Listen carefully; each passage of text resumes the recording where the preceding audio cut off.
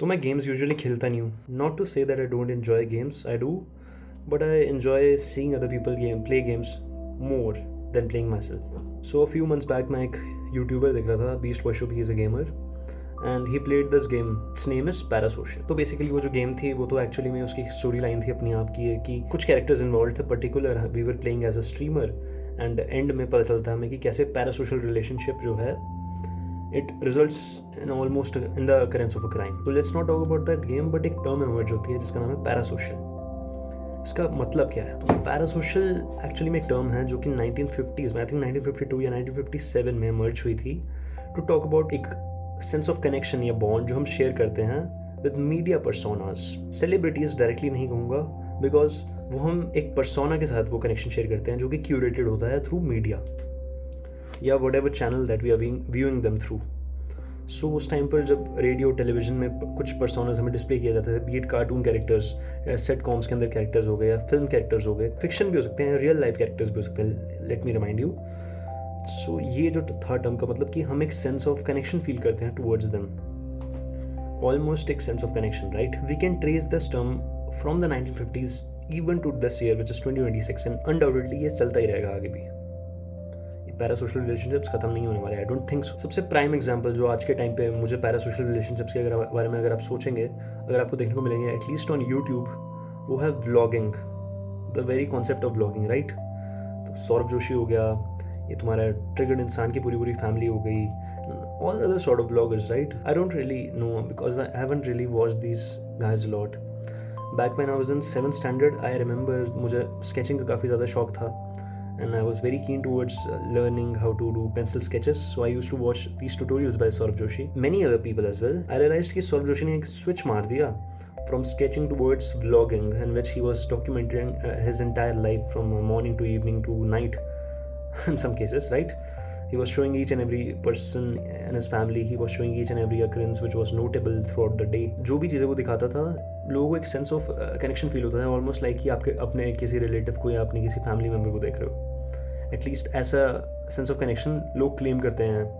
Claim नहीं करते तो वो इंटरनली फील करते हैं, इवन दो वो क्लेम चाहे ना करें, because of a sense of awkwardness या shame. Aside from vlogs, I think जो बिगेस्ट विजिबल इम्पैक्ट है पैरासोशल रिलेशनशिप्स का on YouTube, that is undoubtedly the biggest YouTuber, right, Mister Beast. I think 500 something million subscribers, 50, 60, 70, 80 million views ऐसे नहीं आते हैं. वो इसलिए होते हैं क्योंकि लोग कंटिन्यूसली एक फील करते हैं कि वो जिमी के साथ किसी न किसी तरह से कनेक्ट कर पा रहे हैं. एक साइकिल है, हर एक वीडियो में री-अकर क्यों होता है, वो न्यू व्यूअरशिप भी आती है, बट अगर आप उसका रिपीटिंग रेशियो देखोगे कितने व्यूअर्स बार बार रिपीट करते हैं और watching his videos again and again, every new video, वो are watching the old ones as well, काफ़ी हाई रहने वाला है उसका, very high percentage. Fan basis harbour parasocial relationships. अगर आप एक मूवमेंट के लिए पैरासोशल रिलेशनशिप जो टर्म है इसके बारे में सोचते हो, आप बोलते हो हाँ इसमें इतनी बड़ी बात कहाँ हो सकती है इसमें. हाँ, this is very prevalent, right. This is with movie stars, with super stars, with Shahrukh Khan and all those personalities and internet, social media, through out influencers. Parasocial relationships arise क्यों होते हैं,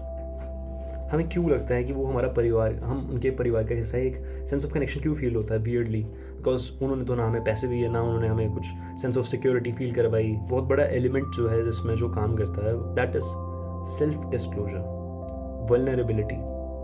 बेसिकली अगर हम किसी के साथ एक बॉन्ड फॉर्म करते हैं, एक connection, sense of connection form करते हैं, उसमें सेल्फ डिस्क्लोजर एक बहुत बड़ा एलिमेंट, बहुत बड़ा रोल पोर्ट्रे करता है. इस सेल्फ डिस्क्लोजर की वजह से और जो हमें वो चीज़ें दिखाते हैं, जो वो पब्लिक स्टेटमेंट्स देते हैं, उससे हमें लगता है कि एक सेंस ऑफ वल्नरेबिलिटी अराइज हो रही है, हम उनकी जर्नी को विटनेस कर रहे हैं, and it ironically creates a sense of being understood. बहुत सारे लोगों को लगता है कि उन्हें they are being understood by the celebrity in some sort of way, which is very ironic because they are not obviously, right.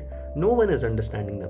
There is literally no one who is understanding you when you are watching some random person's vlog who's showing off his supercar or something.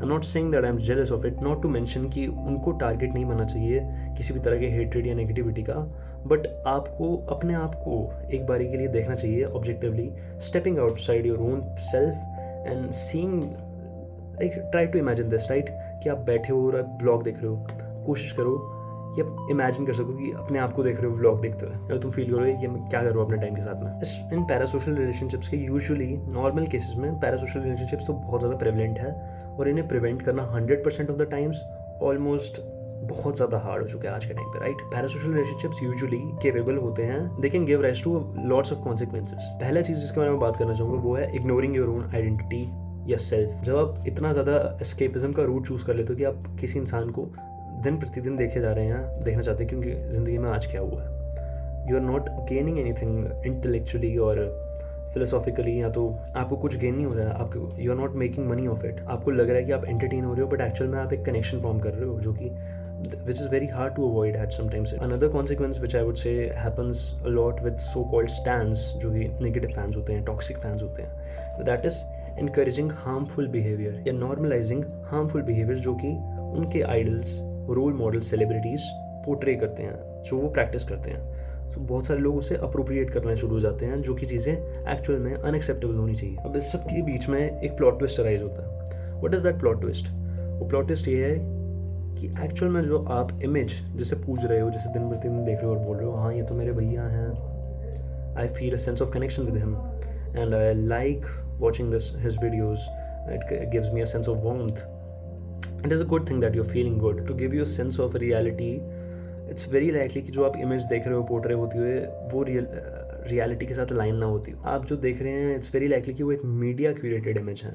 हम सब ने ये चीज़ सुनी है, media curated image, but एक चीज़ जिससे हम undoubtedly agree कर सकते हैं कि देयर इज़ नो गारंटी कि जो हमें इमेज दिखाई जा रही है, जो हमें फीड किया जा रहा है कि इस इंसान की ये पर्सनैलिटी है, ये ट्रेड्स हैं, ये बिलीव्स है, ये वैल्यू सिस्टम्स है, वो एक्चुअली में उस इंसान के है। तुम लोगों के ऐसे थोड़ी होता है भाई, Hindustan times of India, YouTube, तुम्हारे इंस्टाग्राम, सब चीज़ें गलत नहीं हो सकती। That is a very negative thing. तुम बहुत ही नेगेटिव सोच रहे हो, हर चीज़ झूठ की कैसे हो सकती है? तुम अपने आप में मत बनो, तुम बहुत ही नेगेटिव सोचते हो। क्रिटिसाइज़ करना किसी चीज़ को नेगेटिव नहीं होता, फिर हमें कंस्ट्रक्टिव और डिस्ट्रक्टिव जैसे वर्ड्स को ही हटा देना चाहिए। जब आप किसी चीज़ को देखते हैं, लेट्स से आपके सामने कुर्सी पर एक बैग पड़ा है, ठीक है, आप उसे देख रहे हैं, आपके बीच में एक चैनल है जिसके थ्रू आप देख रहे हैं, राइट? फिजिक्स में नहीं जाएंगे, वो लाइट के थ्रू आ रहा है, लाइट का जिस चैनल के थ्रू ट्रैवल कर रहा है वो है एयर।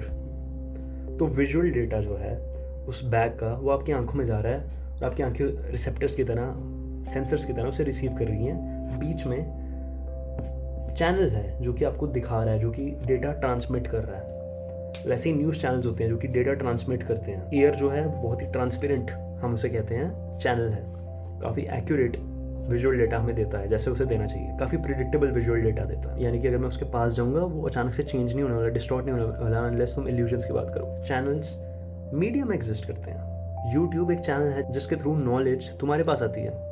अब वो जो चैनल है उसका नेचर कैसा है वो पता करने के लिए बहुत ही कॉम्प्लिकेटेड है, चीज़ें हैं, एल्गोरिदम्स इन्वॉल्व है, पूरी टीम्स बैठी हुई हैं जो कि उस इंसान की इमेज को क्यूरेट कर रही हैं, तुम्हारी फीड को क्यूरेट कर रही हैं, तुम्हें डेटा जो मिल रहा है उससे इन्फ्लुएंस कर रही हैं, what you think is right and what you think is wrong, उस चीज़ को इन्फ्लुएंस कर रही हैं। सो मेरा मानना तो यही है, कोई भी चैनल अनलेस तुमने खुद उसे बनाया हो या वो बहुत ही ज़्यादा रिलायबल हो यूनिवर्सली, तुम्हें उस पर अंधा विश्वास नहीं करना चाहिए।